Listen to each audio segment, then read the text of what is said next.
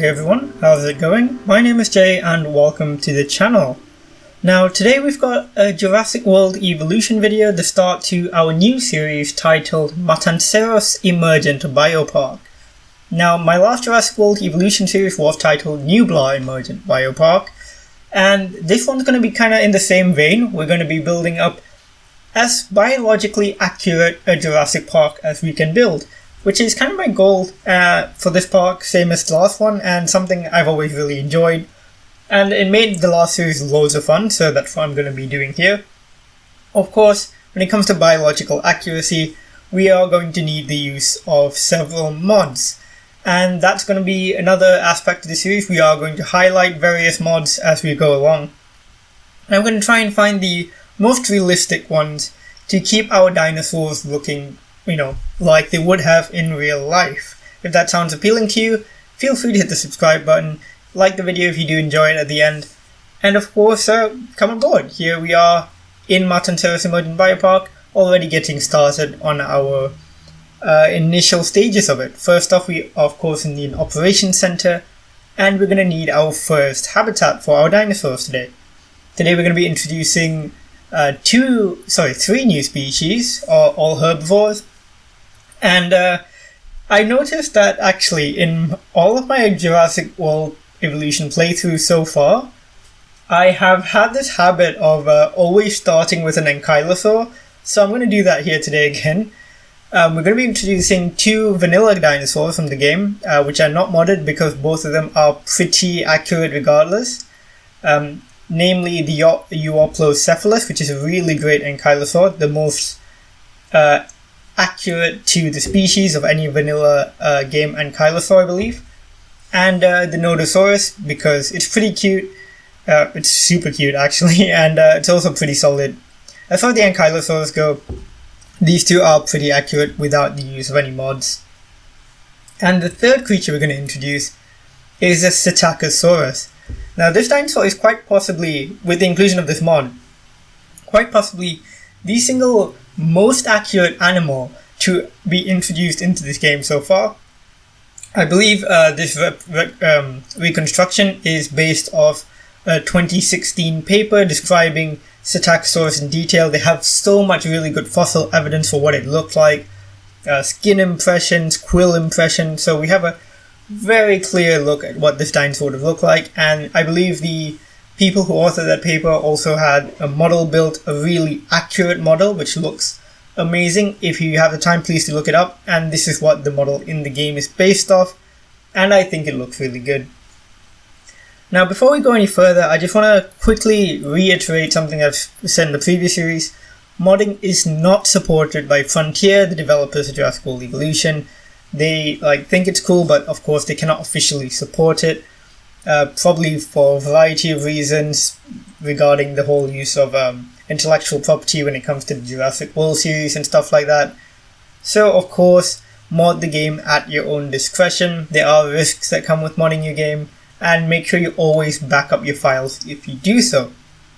With that out of the way, let's go back to talking about the park. When it comes to Jurassic World Evolution, it is quite different from my Planet Zoo playthroughs in the sense that there's not as much creativity involved. There is still a good degree of it, but of course we're not going as detailed, as in-depth into building, because there simply isn't that much to do in terms of building. So a lot of our creativity is going to come from terrain work, path work, and just the layout of our park as a whole. And that's kind of what I want to get into here. Now, the mods we're going to use today, besides the dinosaurs, are going to be some pretty cool ones. The main one being Northfire's Realistic Terrain mod.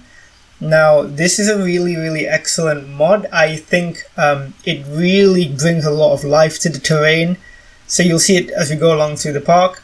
It just makes the terrain look really realistic, very detailed, a lot of sand, mud. The color of the grass and stuff is a lot earthier. It just looks stunning. And with this mod comes a few changes which I love. For example, we have a new path texture for our fancy path. So as you see, we have this lovely curved tile kind of rock texture, which is beautiful. New asphalt texture. It all looks really, really good. So if you want that terrain, the mod link will be in the description. Same goes for the Psittacosaurus. I'll just quickly double check to make sure I know who actually created the Psittacosaurus. But as always, the model list will be in the description down below. The Psittacosaurus was created by Nanolucensis on the Nexus, so real huge props to them for making such a realistic creature and making it look amazing. You'll see it emerge from the hatchery before we go into the live play section of the video, and I just have to say this is a beautiful animal and I love having it in the park. Now quickly, before we go into live play, I just want to give you some updates on the channel.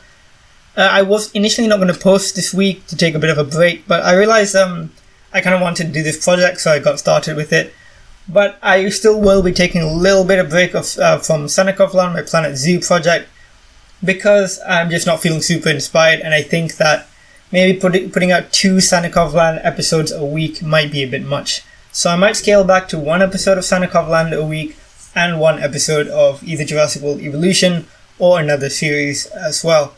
So that's kind of how it goes. Feel free to join the Discord down in the link below to get announcements for any changes I make to the channel or any updates. And of course hang out with like-minded people, chat about Planet Zoo and Jurassic World Evolution. And with that, I will leave you with the hatchery animations for these animals, and I will see you guys in the live play section in just a second. See you guys in a bit.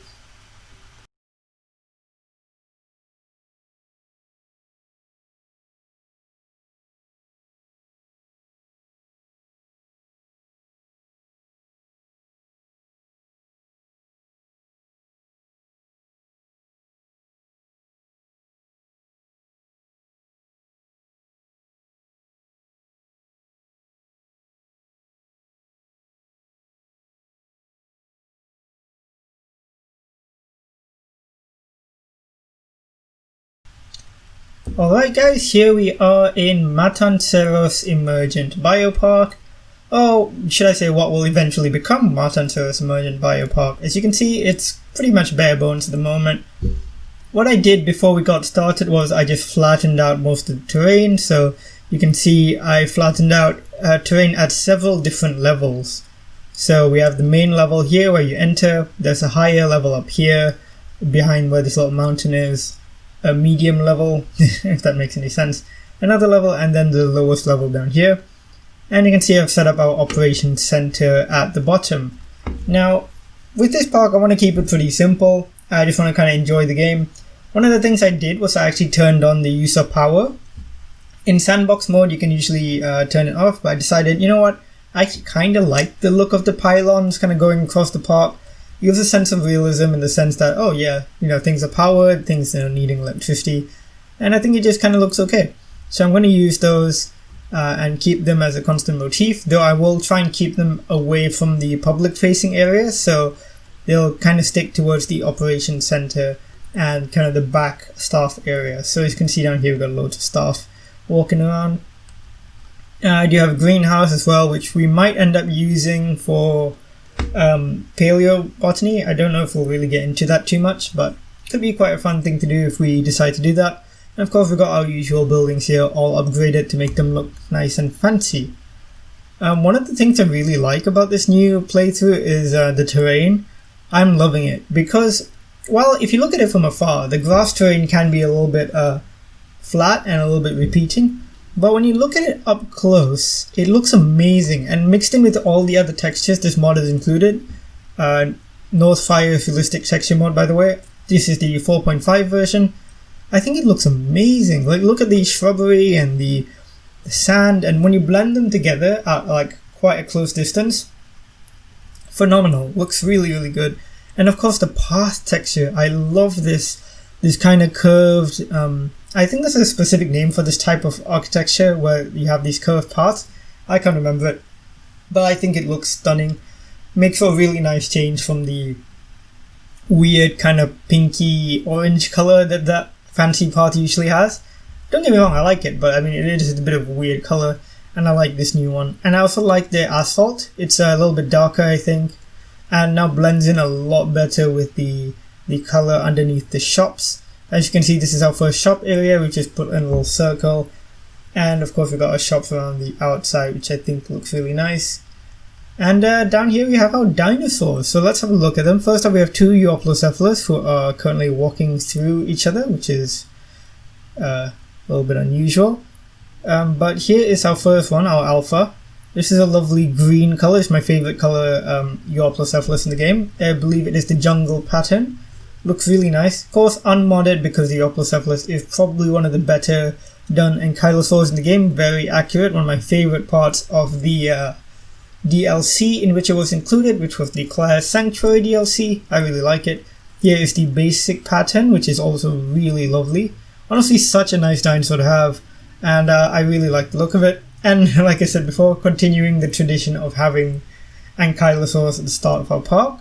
Before we get on to the start of the show, let's look at our Nodosaurus. Also a lovely dinosaur, came with the base game of course. I love looking at it from above because it looks like an armadillo kind of rolling around. Love the detail on the scoots, love the coloration. Really, really beautiful dinosaur. Very adorable. I like the fact that it's so small. I love including these guys as kind of like a solitary ankylosaur in a big herd of herbivores. I think that was inspired by that one episode of Walking with Dinosaurs where you saw a herd of like iguanodon and there's a lone polacanthus following them. I just kind of do that with the Nodosaur. I think that's really quite cute. And it's a lovely, lovely dinosaur. Look at his face. He's adorable and cute. And the coloration is really nice. So I didn't include a viewing gallery here. I just kind of put in a little fence. I assume people can just kind of look through the fence. But now, onto the star of the show. Quite possibly the most accurate dinosaur to ever grace Jurassic Park Evolution.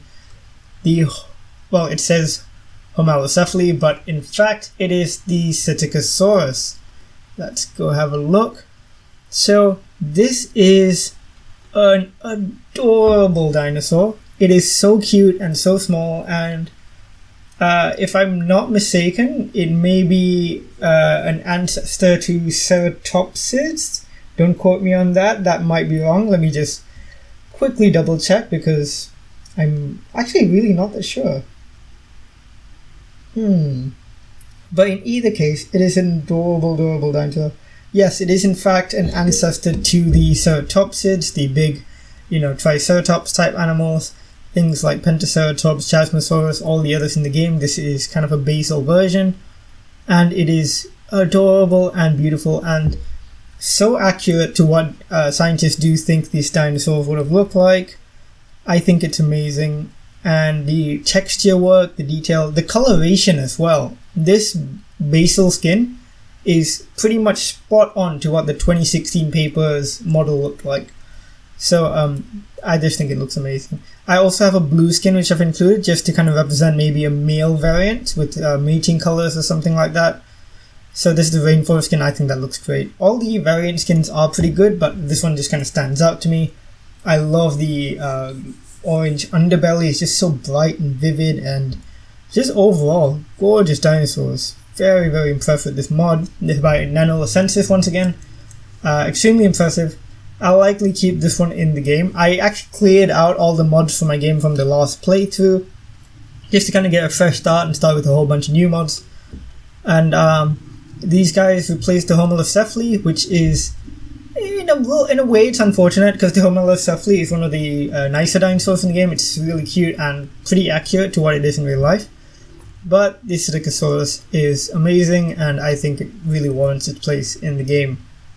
Now, like I said in the intro part of the video, mods of course not supported at the Frontier, but personally I think mods are going to really keep this game alive. The modding community is so vibrant, we're getting some really amazing dinosaurs. In fact, some of the new ones which I'm going to be including in this park are absolutely beautiful, and I can't wait for you guys to see them if you haven't seen them already.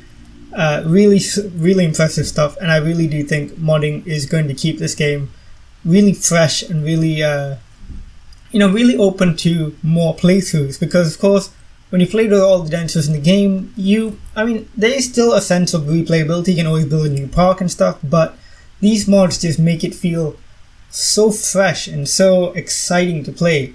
With a new mod, you just want to jump into the game, really get into it. It is quite cool.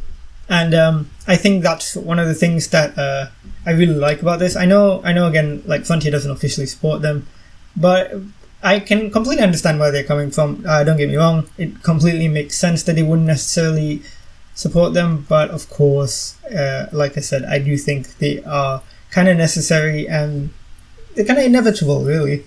Just like Thanos, but without the genocide. Anyways, let's look at this lovely Euoplocephalus sleeping in the shade. Adorable. And there he is getting up. I love the shape of the club as well, the tail club, the Thagomizer. Really, really cool. But yeah, that is it for Matanceros Biopark for now. There will be a lot more coming. I don't think this series is going to be as long as Nublar Biopark. And I'll probably end up working through all the different islands in Sandbox. And with each, I'll do it whenever I feel like there's enough new mods to showcase. And I will make sure to also showcase plenty of the base game itself. Because as much as I love mods, I can really appreciate that Frontier put a lot of work into this game, and there are some really beautiful dinosaurs to show for it. This Euoplocephalus here being case in point. There are really some amazing animals to showcase, and I will be doing that alongside the mods. So don't worry if you're not a fan of the mods, there'll be plenty of the base game animals to see as well. And yeah, that's pretty much it. Let's just appreciate this ground texture once again and these newly textured rocks, because wow, they are amazing. We also have some newly textured water actually, and it just looks so good. Really, really impressed with this. Anyways, that is pretty much it for me today. I might upload on Friday, I might not. I'm still in a weird kind of like, should I not kind of state, because I am lacking a little bit of inspiration for Planet Zoo. And this new series could be something that kind of reinvigorates my want to make, my need to make videos for a bit. While Planet Zoo, I kind of just want to take a bit more time, because like I really love Sannikov Land. It is a passion project of mine. Like I'm putting in a lot of effort into it, and I want to make sure it is the best it can be. So I might take a little bit of a break from it and come back with, hopefully more inspiration, better ideas, and some really cool builds for you guys to see. And with that, that is the end of the video. So do give it a like if you enjoyed. Feel free to comment down below what your favorite part of the video was, what dinosaurs you hope to see in this series. If you want to request a specific one, feel free to leave it in the comments as well. And the link to my Discord server will also be in the description. It's a really fun place to hang out, so feel free to join. All new announcements about my channel will be made on there, and you can just meet with like-minded people, talk about animals, dinosaurs, games, whatever you like. And if you really enjoy this channel, of course, feel free to subscribe. And with that, I will leave you with that really. So as always, I will see you guys in the next one. Thanks so much for watching. Bye.